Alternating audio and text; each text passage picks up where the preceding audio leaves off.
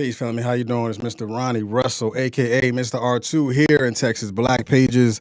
Um, I'm just gonna jump into it. This man right here. This was around the time to where a lot of individuals are getting shot, and I began to drive around. The thing was, where are the black gas stations? Where can you find a black gas station in your city? And I found one, and it was all the way in Mesquite. This was before I began to find gas stations in the local area because, like, right now we have a total of five. And I didn't see those five or know those five as of yet, but I found one that was way up in Mesquite. And I hope I'm saying it right. People be saying the names wrong and stuff like that. Like, I'm thinking it's Lancaster, and other people call it Lancaster. I'm like, wow, still spell the same, but whatever. But I drove all the way to Mesquite, Texas. I almost said Texas wrong. It sounds like some of y'all say it anyway, Texas. Uh, I drove all the way to Mesquite, Texas from Killeen. It's about 2.5 hour, 2 hour, 45-minute trip all the way up there, and had a pretty good interview with this gentleman. I mean, it was pretty funny. I'm not going to tell you what he said like in the beginning. We'll say that offline. No, I think I said it because he was like, "You ready?" I said, "Yeah, man, come on." I didn't say that word, but you know what I said. Yeah, we're going to bring him in because he's now running for the school board in Mesquite ISD, Mesquite Independent School District. So we're going to pull in Mr. Brandon so we can know more about this gentleman and his why. Because the thing that I'm proud about is there are more black people, black men for one, that is running for independent school districts. The last interview that I had was with Mr. Riakos Adams, and he's running for the independent school district down here in the city of Killeen. So shouts out to you for wanting more for your school district and wanting to be the person that is bringing that change. So introduce yourself to the people who are just now tuning in. For those that are tuning in, make sure you share this because you may have someone that you know that is in the Mesquite area that may want to know about who was this individual that want to change the life or the trajectory for their school district where they are right now. So share this live and let's go ahead and jump into it. Mr. Brandon, how you doing, sir? I'm doing well, my brother. How are you? Long Man, time no see. it's about what, 4 years? You're just about, because I had, like say, you came in the early stages of when I had just bought the gas station and was getting established. So that was like Yes, sir. 16, 17. Yes, So sir. yeah, About 4 years ago, but I appreciate and applaud everything that you're doing and the things that you're doing right now. It appreciate it. had a starting point, and it started with whoever was your mentor when you was going to school. So, introduce who you are, and let's go ahead and begin to tap into your why. Okay. So to the audience out there, Brandon Murden, born and raised, well, raised in Dallas, shall I say, born in Texarkana. But like I say, definitely been instrumental when when you ask about who I am, it's I always have been, that person that's out in the community, resonate with the people, relating to the people. And as Ryan started, it started with that gas station. That was just, the leverage to start reaching out, tapping into people, start being able to provide opportunities. That's just who I am as a person. I'm not pandering for votes. I'm not, everything for me is genuine, as Yeah. most people know. And from that, it has now catapulted me into taking that step into politics. And as Ryan said, my why, it all started last year. We all know we went through, everything in 2020, from not only the pandemic, we went through George Floyd incidents on top of a little bit of, Trump antics and other kind of political antics. So that started that conversation for me to kind of sit back and start thinking, okay, you know, what am I doing? Where is my position in this whole thing? How can I make that change? And Yeah. we kept hearing, it kept, vibrating through sound waves and TVs and everyone's voices on change, Yeah. change, change, change, change. And then, I had to sit back and kind of reevaluate myself, like, okay, this is it became to be personal, what I could do, what things could I tap into, seeing my kids, my girls, when the whole George Floyd incident happened, Mhm. seeing the impact that it had on them personally, mentally. and and not having them answers for them. It hurt and it bothered Mhm. because I didn't know how to start that conversation with them. So Right. that, from then it's like, okay, then we started seeing, the Mesquite ISD. And like I say, that's not to discredit Mesquite ISD at all, but how, some of the things kind of transition and kind of how they kind of work through a lot of the things. It just wasn't up to par with myself and my kids, as well as other parents and other teachers. So Mhm. it's like, okay, let me kind of do my due diligence on the board itself, the city itself that I live in. What does that look like? Is our board diverse enough, to handle a population 150,000 people in Mesquite, where the school population is 60% Hispanic, 25% Black, and 12% white. So, Hmm. those statistics in itself made me kind of think that, okay, it's time for me to put my best foot forward and be instrumental, not only, having that personal, interest for my kids, but everyone else's kids. Right. So we're going to jump into something that you said. We're talking representation. So, from a representation standpoint, why is representation important in the district, or important to you, which should be important in the district? Listen, important to me is because you have to be able to relate to the kid, right? The population, like I say, Mesquite in itself is a diverse community. You heard the statistics that I just said: 60% Hispanic, Mm, 60% Hispanic alone, 25% African American. But then on the flip side, the teacher ratio is totally different. So it's mm, definitely that representation. I know a lot of us when we grow up, we tend to see some teachers that are of color, are better able to relate to certain students because they have been through certain situations at times. There are Caucasians and others that are also very in tune with things, but that representation is very key when we're dealing with our kids, building them up, building mentally, helping mm, them cope with certain situations to where we're able to kind of relate. mhm, A black man, having being a father figure per se, and we deal with in the black community that's typically that single family household.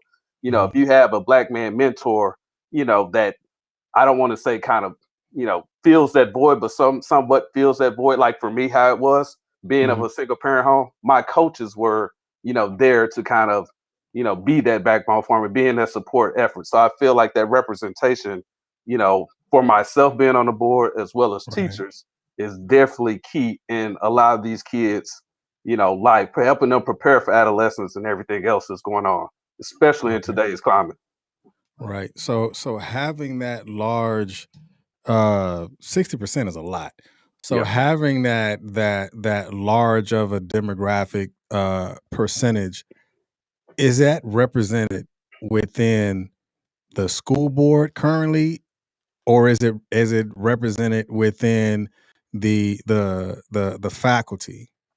neither. Is it, or is neither? Neither. Neither. Wow. Neither. Okay. We have one. My Let me take that back. The incumbent that I'm running against. He's of Latin descent, and there are Mhm. 7 individuals that sit on there.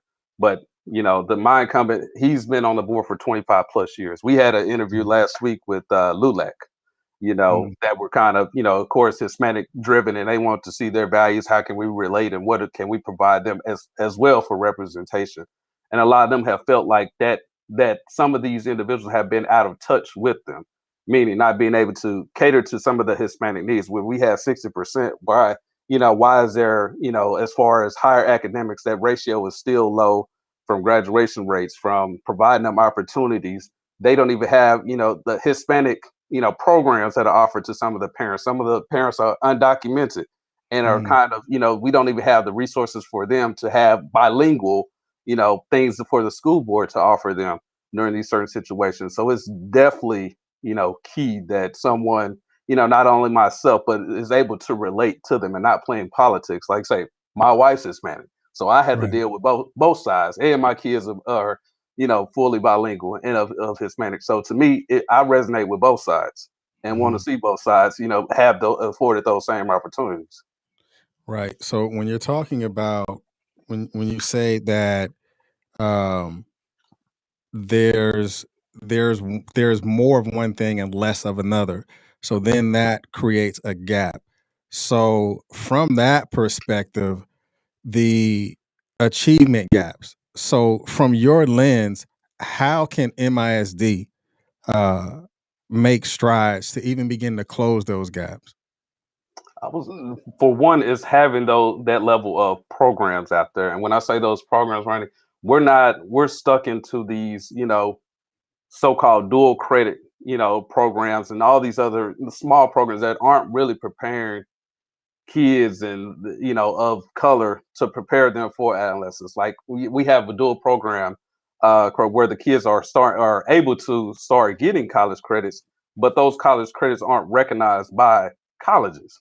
So it's like, Wow, why that's are we crazy. putting our energy on these, but when they get to these levels, these credits aren't being recognized by these institutions?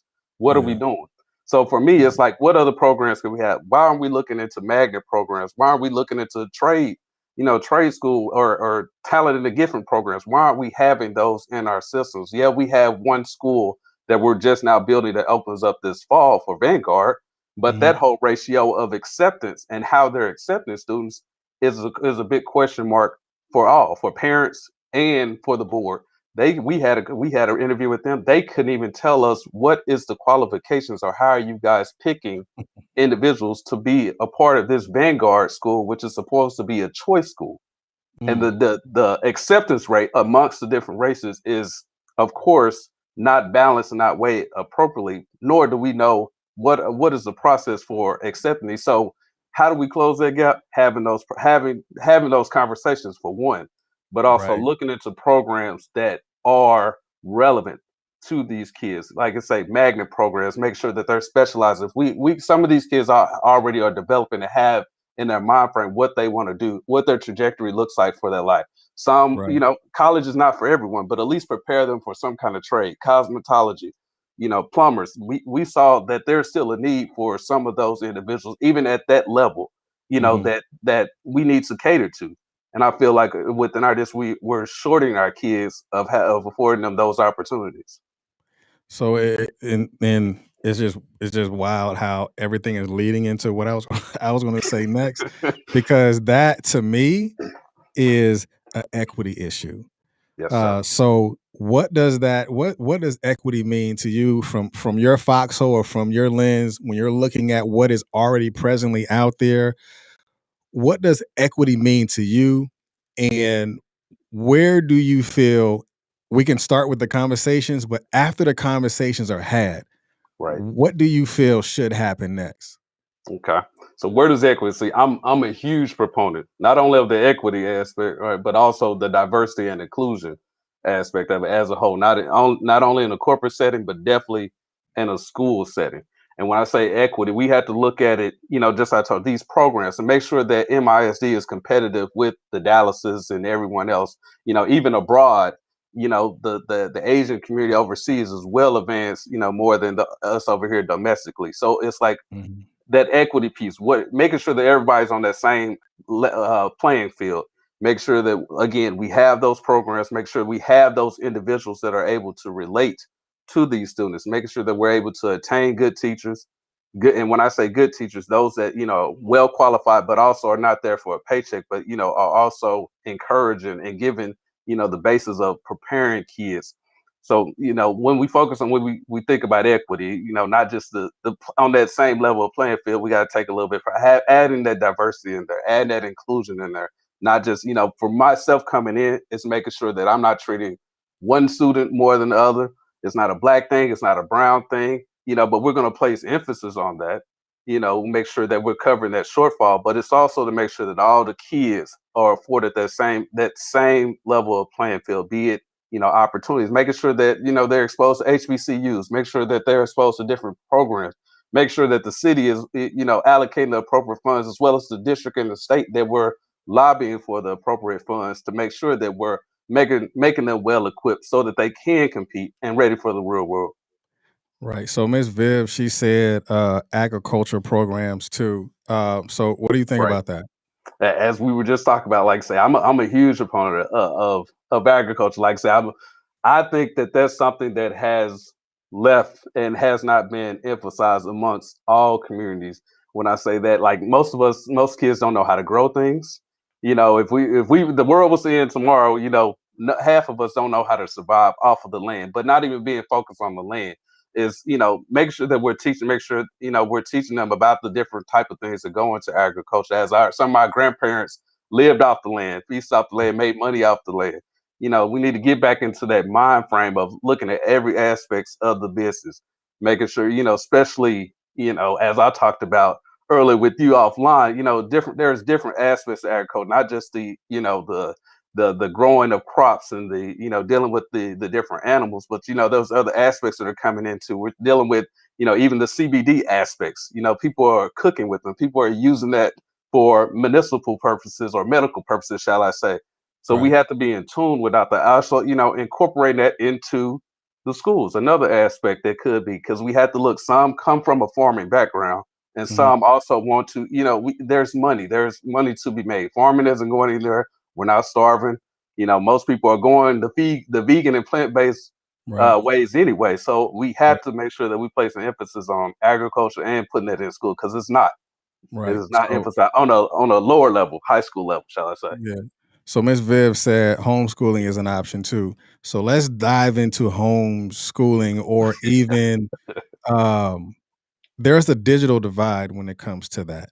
Right, So if there are kids that are within MISD that are being homeschooled or that are learning virtually, there are those who do not have technology, meaning devices, and then you have right, some that don't have Wi-Fi, right. whatever it is. So from a homeschooling perspective, or going into a physical infrastructure, what are your thoughts about that? For me, I like to say, I think this whole virtual learning taught us a lot of things. It's also exposed a lot of things. Meaning, now we're dealing. I know MISD, and I've researched other schools in Texas as a whole. We're losing kids. Like the drop. I can't even call it dropout rate, but the attendance rate. Most kids haven't even came back to school and aren't even virtual learning. Some are even working full time. So Mm, what that's telling me is we have exposed a lot of things. Meaning that homelessness and impoverishment, that things that like you said, kids, the lack of resources for kids once they are removed from the school systems. Some yeah, the even the lunches, like I say, right, some of them are dependent on lunches within the school. So to get back on where I sit, we definitely need to, you know be in tune with this whole new learning of virtual. It's going to become a thing. Now, am I, do I want to see our kids go back to school face to face in fall? Yes, but only if we have a mitigation strategy in place. And what I mean, and make sure that mitigation strategy is aligned with the CDC and NIH and other scientific measures behind it, and that we do it appropriately. But mhm, there's definitely opportunities for virtual learning and homeschooling. As well as I think it opens up an opportunity for individual teachers that I'm thinking that we probably lost through this pandemic, to yeah, have to be, utilize their skills and their talent, their background, to open up a setting for, virtual learning, or, to host something of that nature. But I definitely, am a huge proponent that, we want to have the kids face to face, because it's, that mental health thing as well. We're dealing with kids that have not been in touch socially, so right, that mitigation strategy is going to have to be surrounded around easing them back into the system. Some of yeah, them are dealing with depression, everything. So, we have to be real cognizant of that. What that entails is we can't just depend on the counselors. Now we need counselors, we need, possibly life coaches. We're gonna need a little bit of everything, not only for the kids, but also for the teachers as we yeah. ease them back into this. And I think you hit on something. Having counselors and life coaches would allow and create some sort of a healthy balance, for Right, one. And looking at what programs already exist, and looking at if what's the ROI in that program? right, What are the performance measures from the programs that was qualified to be in the school district 5 years ago? Look at that, because if that program that was incorporated into the school 5 years ago, what we did 5 years ago does not actually function the same way in 2021. So you may be able to cut some of the funding from that program that doesn't have or meet the requirement to Right. possibly continue to go on, you may be able to take those funds and put it into a new STEM program or put it into a new feeding program. Because what if the MISD actually fed the homeschool children? Because if the MISD fed the homeschool children or was even incorporated in the homeschool environment, so now that could begin to close the divide from a cultural perspective, Right. that can close the divide from a digital perspective, that can close the divide from a social perspective. Because if I'm a parent and I'm homeschooling my children, so now I know that my child missed seeing their friends or whatever. So now if my child can still go and eat or whatever it is, or there's a delivery system or whatever it is, so now you're tapping into economics. Because if Right. you got Grubhub and all these other people that's delivering food, why wouldn't a MISD or a KISD or a AISD begin a delivery process to where, say, if you met at the park, whatever it is, so that big truck come to the park, the parents know what time to be there, and they bring the food, they distribute the food, and now it's like a what do you call it? A play date, whatever it is, Yeah. for those homeschool kids. Right. And I think that could possibly start something different. I don't Yeah. know. That's just my thought. Yeah, I mean, it's definitely something to consider, right? Like I say, what I have realized is that this has the pandemic, and when I say this, the pandemic in itself has exposed and opened us up to a lot of issues, as well as innovative things that we need to think through, and as well as become a little bit more fiscally responsible. As you said, if we have funds that have been generated and being allocated to programs 5 years now, that doesn't apply in 2021 now. Now we're having to rethink things. So now for me, it's applying my corporate thinking and transitioning it over there, that strategic thinking. Okay, what we did in that strategy plan that we put together a couple years ago is not is one, it's not feasible any longer. We're having to adjust. Businesses are having to adjust. So now we're going to have to figure out how best to cater and apply some of this new knowledge and these new dollars to these kids going forward, such as programs like that, mental health, dealing with the impoverishment, like say providing different kind of feeding programs and devices outside of school, being, even like say facilitating some of these things with them not having internet and stuff like that, by housing some kind of safe place for these kids to go to do their study and make sure that they're up to par, because some of them are going to restaurants as iPhone that utilizing their internet. So it's crazy, but like I say, this pandemic has been a gift and a curse to expose a lot of things, but also to kind of start those hard conversations that we've been kind of sweeping under the rug, but also making assumptions at the same time of what we Right. think and speaking for the kids as opposed to really listening to them. Yeah. So let's talk special needs. What are your thoughts? As far as programs concerned, or Mhm. just I would definitely say special needs is key. And I like to say it's funny that you say that. Before, when I first submitted my submission to run for the board, I had a discussion with the superintendent, and he told me that the funding that Mesquite ISD specifically, I can't speak for other ISDs, that there was a shortage of funding for special education within Mesquite ISD. So I kind of have a moment for that. Like, why? The in my mind, it's the reasons why. Why are we, not paying attention to this, but therefore we're spending, $7.5 million on an air filtration system that, we're hoping, you know, rids COVID and all this other stuff that we spent in the district. Not saying that it has not worked, but we made that decision was made within a week with no other, feedback from teachers, the investors or stakeholders.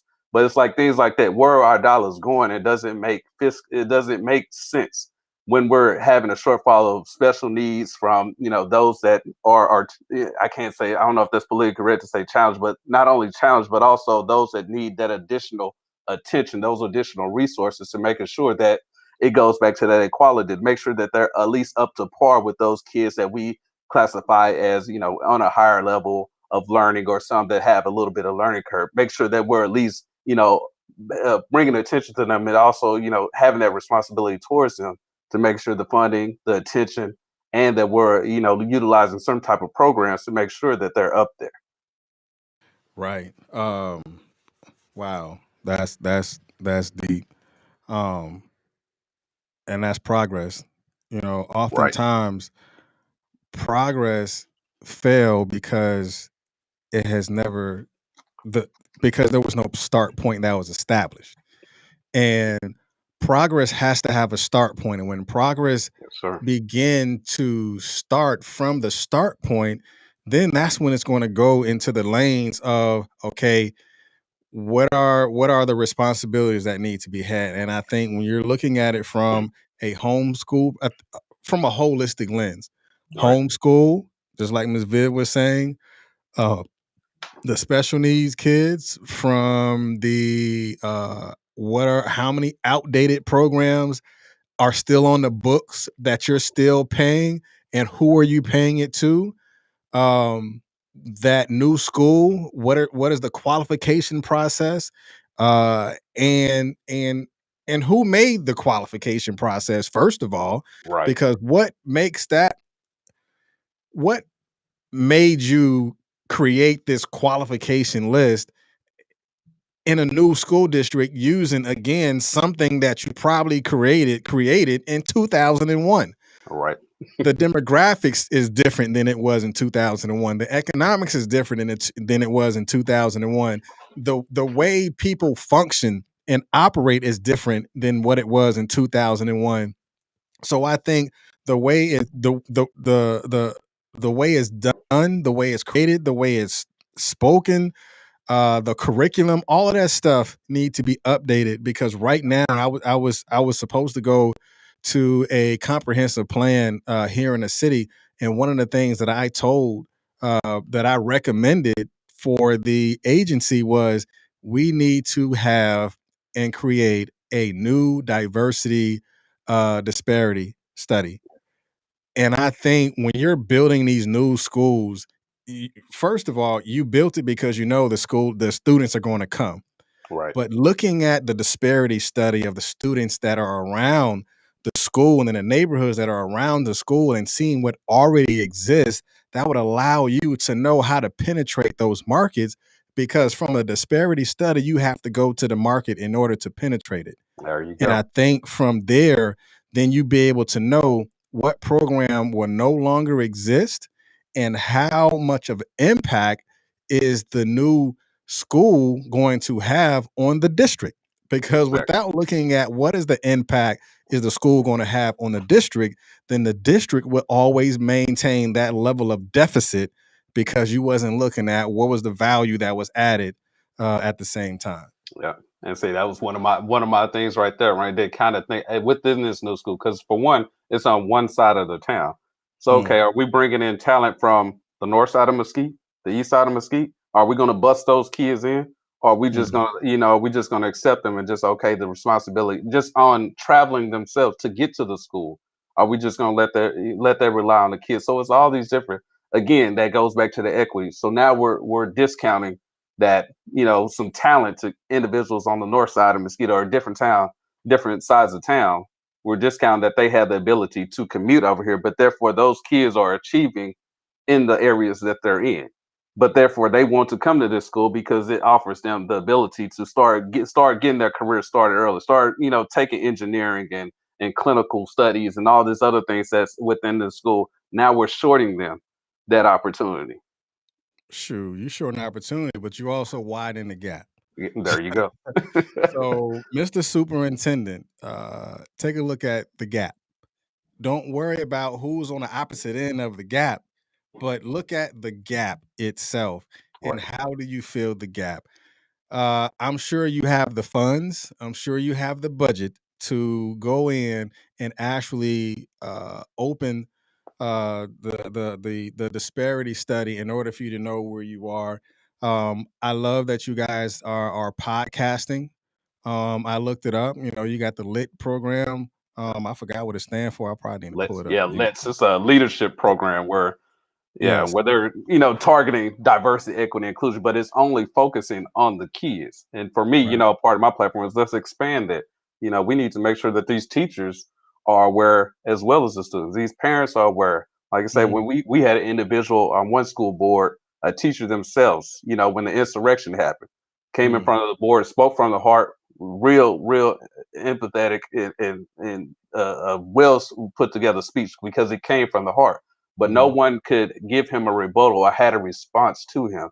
So it's like, okay, do we not know how to tailor our conversations or have those hard conversations, from the insurrections, from the George Floyds and all the other social injustice things that are impacting these kids? We're just letting them go off and let these Google brains and all these social medias kind of, teach them and let them go instead of sitting back and having back in the day some kind of teen summit or some kind of kid summit where we're having and listening to the kids and let them tell us their perspective. How do you feel? How do you see this thing? And then we start having those conversations on how to navigate through and how best to answer those questions from all sides, kids, teachers of all colors. And I feel like that's a shortfall that we're giving these kids as well. Is that being out of touch and out of reach and assuming and speaking for them again and assuming that they know or we know what's best for them. Yeah, that's when your assumption becomes the only thing you live by, then you will never begin to create what are the facts that you have, because you're dealing in the world of emotions and assumption, and it's not going to lead into a direction that's progressive. Right. There you go. So for you, what is your platform that you're standing on for your Yeah. campaign? Mine, for one, is a couple of key things running in. One is definitely, making sure that we have financial transparency, and that goes back to our earlier conversations, making sure that we take heed to a lot of these expenditures that we've seen in the past, and making sure that those funds are being allocated, and make sure that we're also bringing to the forefront some programs that are needed to be funded, or some new programs that need to be revised, revamped, or get rid of for the fact that okay, we're not paying attention, we're not getting the funding that we need for special education. Well, okay, how about we make some kind of not drastic cuts, shall I say, but some kind of strategic cuts, that where we're not pulling all of it from one area, but also being able to allocate and make sure that we're bringing focus to another area. Mm, A couple other things is definitely the innovation. I spoke earlier about the magnet programs, talented and gifted, and that goes back to being that equitable kind of aspect of things, making sure that all the kids are on the same playing field, make sure that we're preparing them for college readiness and what's to come, and making sure that we're already, since they already have a mind frame, making sure that we're capturing their attention at a young age and able to kind of facilitate and prepare them for college, trade school, get them out there earlier with internships, jobs, everything of that nature. Another thing is also the mental health thing. These are some of the key things that I'm the mental health thing, as well as the safety aspect post COVID. What does that look like? Well, we need to have some kind of mitigation strategy coming back in. We can't just assume that, okay, come August 11th when school starts back, that hey, everybody come in. We got the $7.5 million air filtration system that's going blow COVID out the window and everybody's safe. We need to make sure that everything prior to that leads up to that is making sure that for one, our teachers are safe, our kids are safe. Make sure that we're make sure that we're in accordance with CDC and NIH to kind of ease back in there. I know we have the anti-vaxxers and everything else, but we need to make sure that we're able to bring a lot of these things to the forefront to make sure that we enter these schools back safely. And then mm, also we need to make sure that we take heed to a lot of these mental health aspects going into the schools. And like I said, I have a feeling that we're going to sweep that under the rug. That should not be something on a teacher level and a student level that we need to think that is not going to impact these kids getting back into a normal setting where they've been kind of, dealing with depression. Some of them are being abused. We've seen abusal rates go up from all aspects. So it's all types of things that are going on within these homes that need to, where mental health needs to be brought to the forefront. So my take on that is working along with the board to making sure that we establish some kind of programs and working with our counselors and everything else to make sure that we bring that to the forefront. So those are three things as far as my platform. And then, like I say, things are definitely, coming to the forefront where I'm listening to our community, listen to students, and start to build other talking points to kind of strategically bring forth once I'm on the board as well. right. For those that are just coming in, or those who have for the time.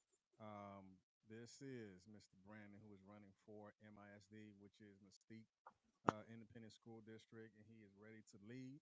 Ensure that you listen, energize, aspire, and dream. Again, listen, energize, aspire, and dream. So make sure for those that know individuals that is in the Mystique area, this is the name that you're going to be looking for, Mr. Brandon himself. And make sure you reach out if you're interested with coming on Texas Black Page to reach out to us. For those right now, we're live on Facebook, we're live on YouTube, and we're also live on LinkedIn all at the same time right now. So for those that are watching on LinkedIn, thank you and I appreciate you. You can look up Brandon. How you say your last name? I call it murder, but I know it ain't Yeah, murder.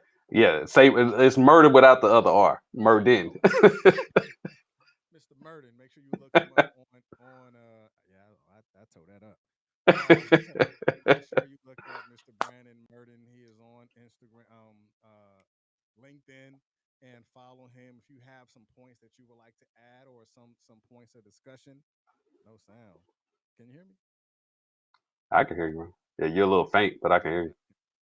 All right, so make sure you reach out to him because he is coming with some PowerPoints, and I pray that this year is your year for you to be the new school board member. Because just Appreciate talking that. and listening to you, and I know what's going on here in this area, I would love to have a symposium of all of those black individuals that are on school boards begin to crosstalk because what's happening in your area might not be happening in this area, Right, but to listen about what you're saying may be the answer to something that is still an obstacle in this city. So having that, I don't know if there's an association that you guys can be a part of. I don't know. But even if I have to come up there and pull y'all in and have that conversation or stay down here, do it from a digital perspective, right. I think it would make sense because if Yeah, I can pull someone in Houston, someone in San Antonio, someone here in Killeen, Dallas, Mystique, whoever is in it, and pull y'all all in a digital space so we can talk about what's going on in your area, in your right, ISD. right, Because not everyone's ISD is having the same issues as the other ISDs, but there's something that makes your ISD successful, and let's talk about that.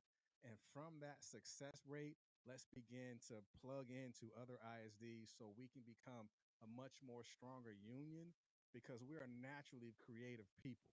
yes, sir. And because we're naturally creative people, I think we probably invented the word invention and innovative at the same time. I mean, where else are you going to find the pyramids? I mean, you're not going to find it anywhere else except on the continent of Africa. Right, But again, I thank and I appreciate you for just being a man of who you are, being a man of your word, being a man of trust, and being a man of progress, because I seen where you were when I initially met you, and I see where you are now.